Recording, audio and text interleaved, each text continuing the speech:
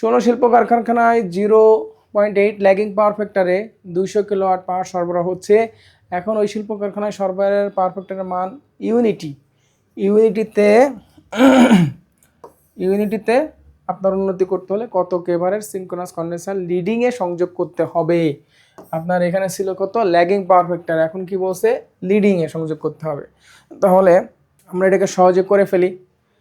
θ1 দিয়ে আছে, তাহলে আমরা ওই যে একই জিনিস সলভ এন, একদম ইজি কিভাবে আমরা θ1 এর মান জানি, তাহলে আমরা এখানে লিখি θ1 ইকুয়াল টু হচ্ছে cos ইনভার্স 0.8, তাহলে কী হবে 36.87। এখন আসেন, তাহলে আমরা এখান থেকে পেয়ে গেলাম। তাহলে আমরা কি জানি tan টিনের লম্ব বাই ভূমি, তাহলে tan 87 ইকুয়াল টু হচ্ছে লম্ব কত, লম্ব আমাদেরকে চেয়েছে, তাহলে আমরা লিখি কে ভার সংশোধিত কে ভার ভাগ হচ্ছে ভূমি কত 200 কিলোওয়াট। এখান থেকে যদি কে ভার সমান সমান 200 ইন্টু tan 36.87 এটা করলে, তাহলে আমরা এখন এখানে লিখতে পারি যে আপনার সংশোধিত কে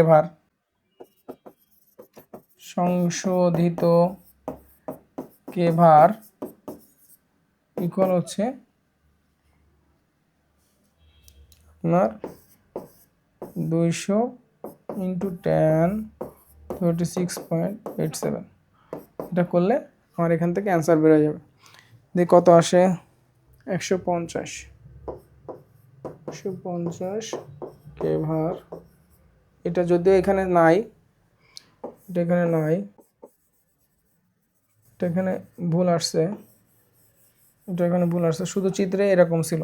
একদম ইজি সিম্পল অঙ্ক, আপনারা বুঝতে পারছেন। এটা এখানে এই যে অ্যান্সার, এখানে কিন্তু আর আমাকে কি বলে নাই আগের অঙ্কের মতো ক্যাপাসিটার বের করতে বলে না। এখন যদি আমাকে এখানে ক্যাপাসিটার বের করতে বলতো তাহলে কি হতো, অবশ্যই এখানে ডেল্টা এসটা যে কোনো একটা কিছু উল্লেখ করে দিত।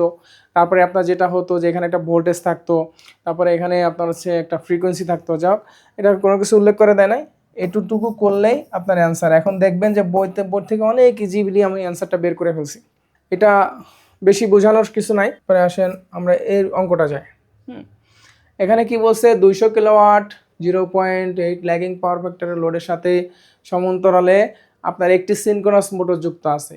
এই যে সিনক্রোনাস মোটর যুক্ত আছে যা 60 কিলোওয়াট শক্তি গ্রহণ করে।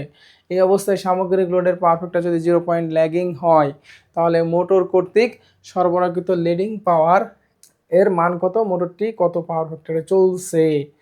আপনার এটা কিন্তু কি বলছে, আমার এখানে আবার একটা সিনক্রোনাস মোটর সংযোগ করছে, তাহলে আপনার হচ্ছে কি করবে যে লিডিংয়ে অবশ্যই সিনক্রোনাস মোটরের লিডিং পারফেক্টটা কারেকশন করতে গেলে অবশ্যই আমাকে লিডিংয়ে সংযোগ করতে হবে। তাহলে কেবারে মান এবং মোটরে কত পাওয়ার ফ্যাক্টরে চলছে সেটা চেয়েছে। এখন আমাকে কি বলেছে, এর আগে অঙ্কগুলোতে কস থিটার মান দিয়ে আসিল, কিন্তু এখানে কি হয়েছে cos theta S equal to হচ্ছে এটা আমাকে চেয়েছে। এখন দেখেন এটাকে একদম ইজিভাবে করতে পারবো, বইতে অনেক ইনিয়ে বিনিয়ে অনেক কিছু করা আছে, আমরা অত ঝামেলার মধ্যে যাব না, আমরা শর্টকাটে এই অঙ্কটাকে করব। তার মধ্যে আমরা প্রথম আগে তাহলে সংশোধিত কেভারটা বের করব।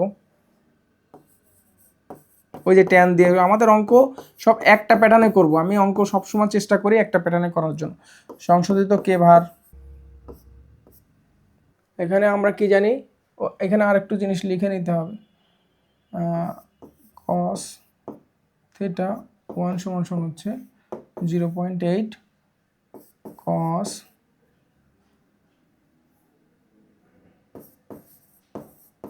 থিটা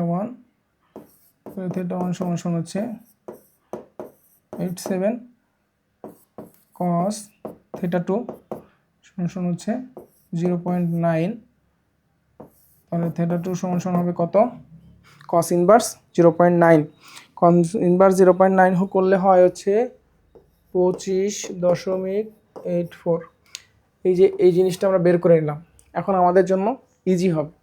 এখন আসেন, সংশোধিত কে ভার সমান সমান কী হবে, আপনার 200 ইন্টু 10 আপনার হচ্ছে, আমরা টোটাল কে ভারটা বের করতেছি, টোটাল এই যে এখান থেকে যে কে ভারটা এটুকু বের করব। আমরা ধরে নিলাম এইটা আর এটা সেম, তাহলে এটুকু বের করতে গেলে 210 আপনার কী হবে 36.87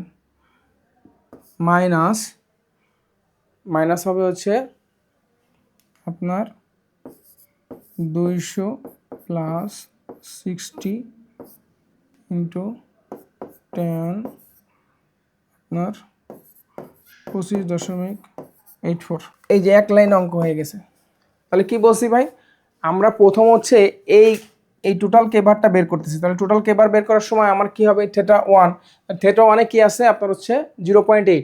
তাহলে আমরা কি করছি 200 ইন্টু, যেহেতু এটা আমার কি দিয়ে আছে ভূমি, এটা আছে লম্ব, তাহলে আপনার টোটাল কে ভার 1 লিখলাম। আপনার লেখার পরে 200 ইন্টু 10 এত, মাইনাস হচ্ছে এখন আমার এই যে এইটুক, এই যে জায়গাটা আছে না, এই জায়গাটার কে ভারটা আমার লাগবে।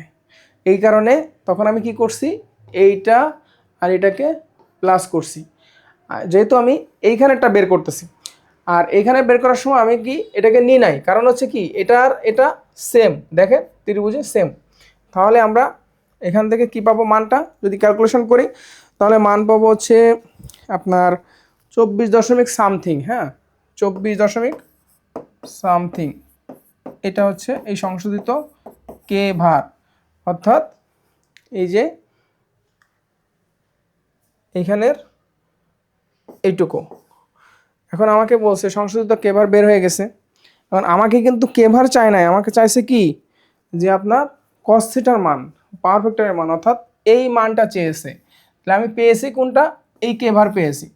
তাহলে tan থিটা সমান সমান হচ্ছে আপনার কি হবে লম্ব বাই কে ভার ভাগ হচ্ছে আপনার ভূমি।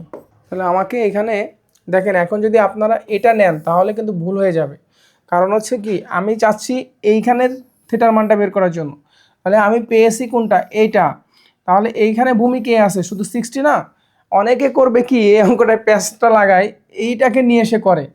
তাহলে আপনার আমরা tan থিটা বের করব, tan থিটা সমান সমান কে ভারের মান কত পাইছি 24.087, ভূমি কত 60। তাহলে এখান থেকে যদি tan থিটার মান কত পাবো 21.8729। এখন আমরা কি জানি, থিটা সমান সমান হচ্ছে tan ইনভার্স 21.8729। এটা হচ্ছে আমার থিটার মান, এই যেটা পেয়েছি এটা হচ্ছে আমার থিটার মান। এখানে আমরা থিটার মান হচ্ছে এটা 21.8729। এখন আসেন, যদি আমি কস থিটা সমান চাই তাহলে কি হবে, কস থিটা সমান সমান হচ্ছে আপনার কস 21.8729 সমান সমান এটা। তাহলে আপনার হচ্ছে 0.93, এটা হচ্ছে আপনার অ্যান্সার। এখানে অনেকে জাম করছি মনে হয় বুঝতে পারেন নাই।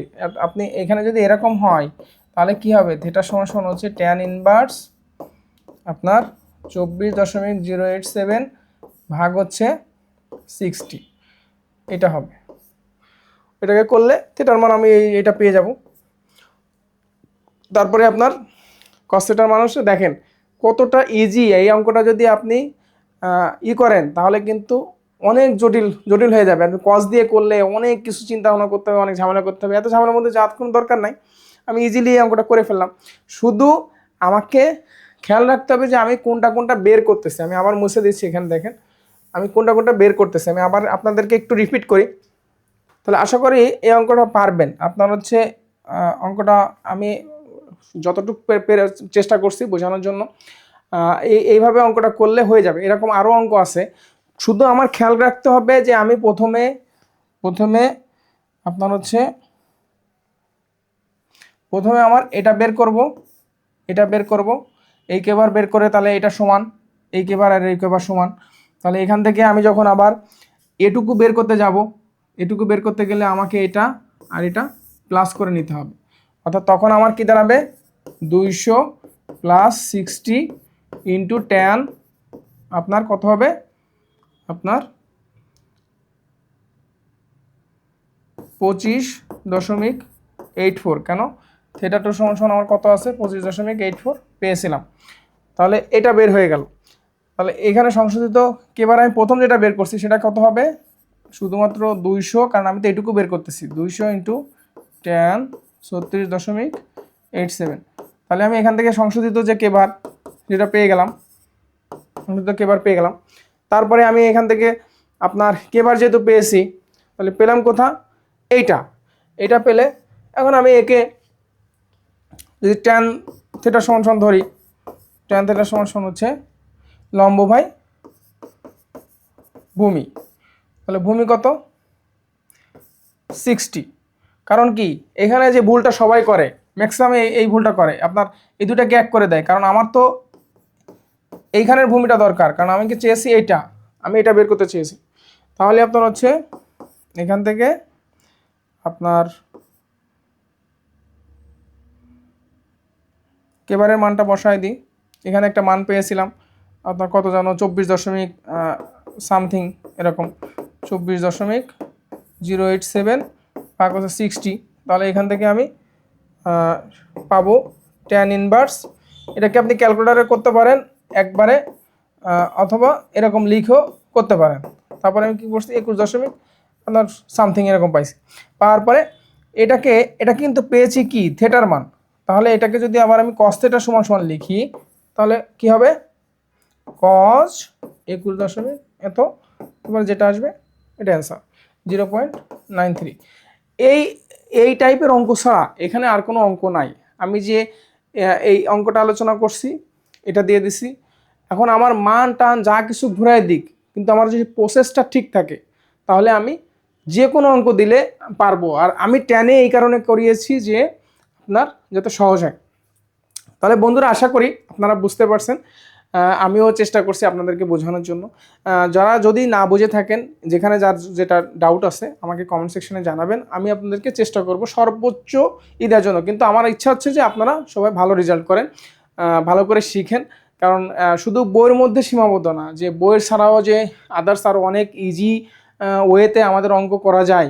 কারণ জ্যামিতিক জিনিসগুলো অনেক সময় অনেকের কাছে হিজিবিজি লাগে, তা আমরা সহজ ওয়েতে করছি।